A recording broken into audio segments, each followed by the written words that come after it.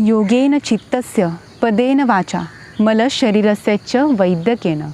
जसं एक तुंबलेला नाला जेव्हा असतो आणि त्यामध्ये फोर्सफुली असं शुद्ध पाणी येतं तेव्हा तो नाला साफ होतो, त्याच पद्धतीने शरीरामध्ये साठलेली घाण आणि मनात असलेले नकारात्मक विचारांवरती जेव्हा कपालभाती प्राणायामाचा सराव आपण करत असतो तेव्हा शरीरामध्ये शुद्ध प्राणवायूचं वहन सुरू असतं आणि अशाने शरीर शुद्ध होतं आणि मन पवित्र होतं.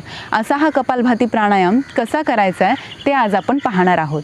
ही कपालभाती प्राणायामाची क्रिया करत असताना नाकपुड्यांद्वारे आपल्याला श्वास बाहेर सोडायचा आहे आणि त्या क्षणी पोट आपल्याला आत घ्यायचं आहे. म्हणजे श्वास बाहेर सोडणं आणि पोट आतमध्ये घेणं या दोन्ही क्रिया एकाच वेळेस झाल्या पाहिजेत. श्वास पुन्हा घ्यायचा नाही आहे, जेवढी शरीराला नीड आहे तेवढा श्वास ऑटोमॅटिकली आपल्यामध्ये इन्हेल होणार. फक्त एक्झिलेशनवरती लक्ष द्या.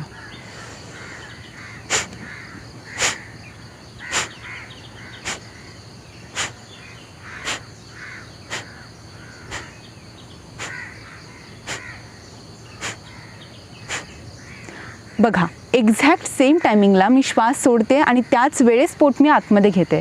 आता याचा वेग आपण वाढवू शकतो आणि कमी देखील करू शकतो. वेग थोडा जरी वाढवला तरीसुद्धा आपलं ब्रिदिंगची जी सायकल सुरू आहे त्याच्यामध्ये चेंजेस होतात. आपल्या हृदयाची जी धडधड सुरू आहे त्याच्या लयमध्ये चेंजेस होतात किंवा जे पोटामध्ये रक्ताभिसरण सुरू आहे त्याच्यामध्ये चेंजेस होतात. म्हणजे जेवढा आपण सराव वाढवणार मग तो वेग कमी असो किंवा जास्त असो त्याचे वेगवेगळे परिणाम आपल्या शरीरावरती होत असतात.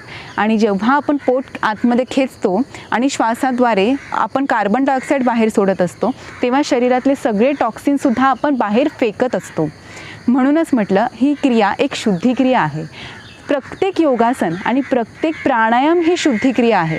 कारण शरीरामध्ये जेव्हा शुद्ध रक्ताचा प्रवाह होतो आणि जेव्हा शुद्ध विचार आपल्या मनामध्ये सतत असतात, जेव्हा आपलं मन एकाग्र असतं आणि या प्राणांशी आपण एकरूप होतो तेव्हा ही क्रिया आपल्या शरीरामध्ये आणि मनामध्ये घडत असते. आणि यासाठी एकाग्रता आवश्यक आहे आणि प्राणायामातून ही एकाग्रता साध्य केली जाते. आणि या प्राणायामामध्ये आपण जास्तीत जास्त वेळ जेव्हा तल्लीन होऊन ही क्रिया करत राहतो तेव्हा आपल्या पोटालाही त्याचा चांगला फायदा होत असतो आणि शरीरांतर्गतही काही बदल घडत असतात. एक ट्रीटमेंट आहे जी हृदयविकार असतील तर त्यांना दिली जाते. त्याला म्हणतात एनहॅन्स्ड एक्सटर्नल काउंटर पल्सेशन. म्हणजेच जसं BP चेक करत असताना इथे मसल्स कॉन्ट्रॅक्ट होणारा एक बँड लावला जातो तसंच आपल्या दोन्ही पायांच्या पोटरांच्या भागात पेल्विक रिजन थाईसच्या भागामध्ये असे 4 कप्स लावले जातात आणि ते कॉन्ट्रॅक्ट केले जातात.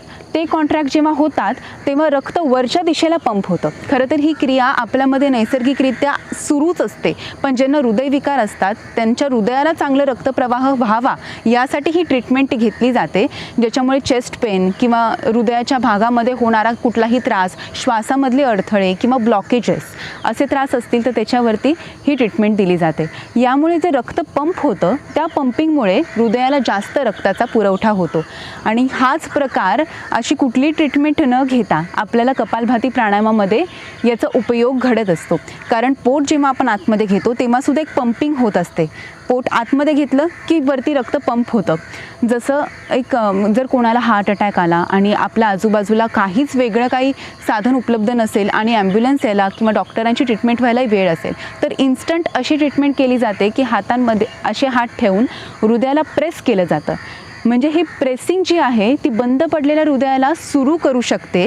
तसंच आपण जेव्हा पोटाला आतमध्ये प्रेस करतोय, लिव्हर, पॅनक्रियाज आणि आपले आतडे आणि किडनी या भागाला जेव्हा सतत पंप करतोय तेव्हा त्याच्यामध्ये सुरू असलेलं मंद गतीमध्ये असलेलं रक्ताभिसरण हे जलद गतीने होऊ लागतं. आणि जेवढा जास्त रक्ताचा पुरवठा होणार तेवढाच जास्त प्राणवायू आणि अन्नातून मिळालेले घटक जे रक्तामध्ये मिसळलेले असतात ते आपल्या अवयवांच्या पेशींना मिळतात.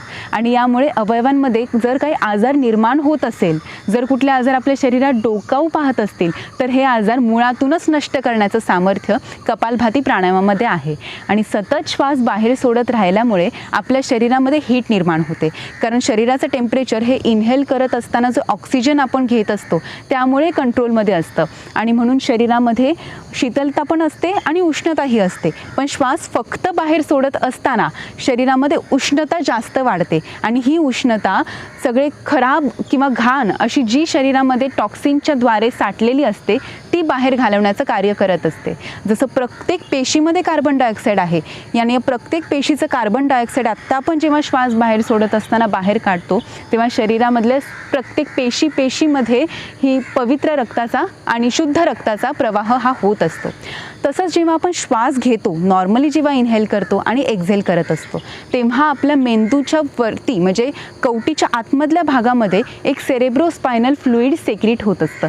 हे सेरेब्रोस्पायनल फ्लुइड आपल्या न्यूरोट्रान्समीटर्सला एकमेकांशी जोडून ठेवत असतं आणि हे सगळे न्यूरोट्रान्समीटर्स आपल्या प्रत्येक अवयवाशी जोडलेले असतात.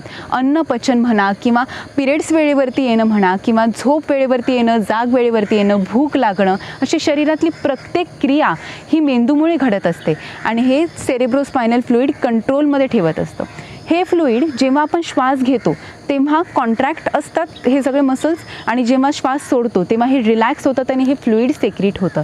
आपण कपालभातीमध्ये जेव्हा फोर्सफुली एक्सपिरेशन करतो म्हणजे जोरात श्वास सोडतो,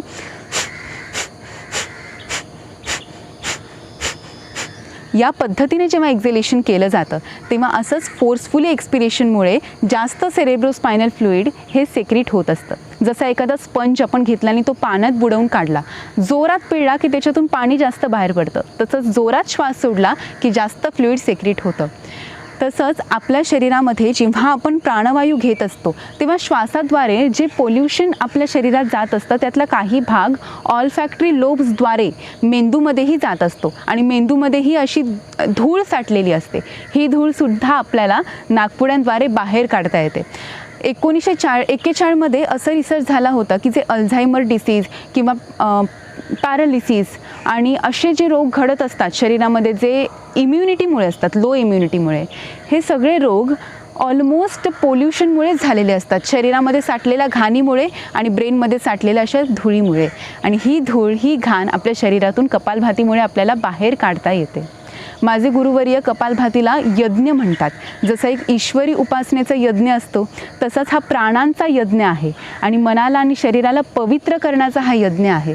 तर असे हे प्राणायाम आपण नित्यनियमित करायला हवेत, जास्तीत जास्त वेळ करायला हवेत. कारण जेव्हा आपण 5-10 मिनिटांपासून सुरुवात करतो तेव्हा पुढे पुढे आपल्यालाच वाटू लागतं की आणखीन आत पाहावं, आतमध्ये जावं.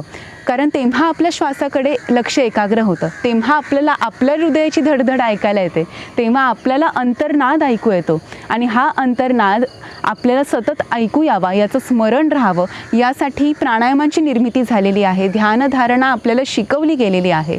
फक्त आपण जेव्हा आचरणात आणतो तेव्हा त्याचे आपल्या शरीराला आणि मनाला फायदे आपल्याला जाणून घेता येत असतात. तर असेच अनेक प्राणायाम आपण पुढे पाहत राहणार आहोत. तुम्ही कपालभाती प्राणायामाच्या सरावाला सुरुवात करा. धन्यवाद.